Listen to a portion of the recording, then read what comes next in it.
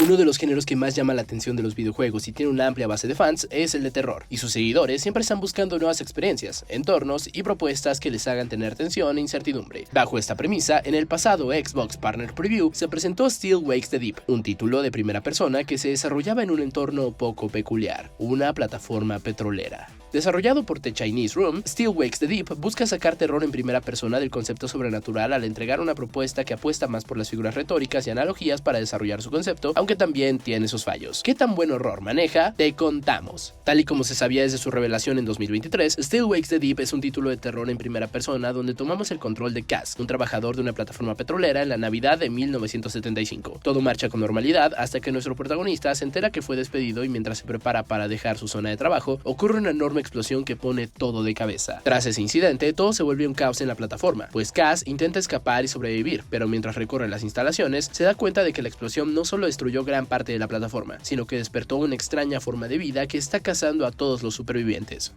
Correr es tu única opción. A diferencia de algunos survival horror actuales como Alan Wake 2 o el remake de Dead Space que te permiten el combate como método de supervivencia, Still Wakes the Deep busca un enfoque más humano y realista al dejar fuera cualquier tipo de combate para sobrevivir. A lo largo de su viaje, la única manera que tendrá Cass para sobrevivir será escondiéndose de las criaturas, caminar lento entre la oscuridad o crear alguna distracción con objetos del entorno para poder salir sano y salvo. Igual que en otros títulos similares como Outlast o Alien Isolation, podremos encontrar diversos escondites para ocultarnos de las criaturas como alacenas, lockers y muchos más que nos ayudarán a respirar y bajar un poco la tensión. Una atmósfera inquietante.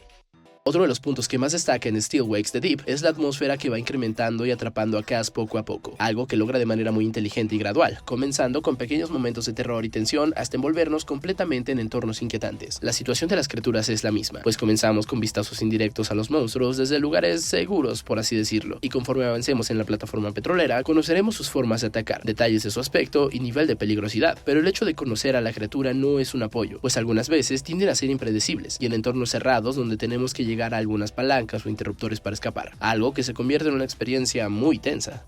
¿El horror está en otro lado?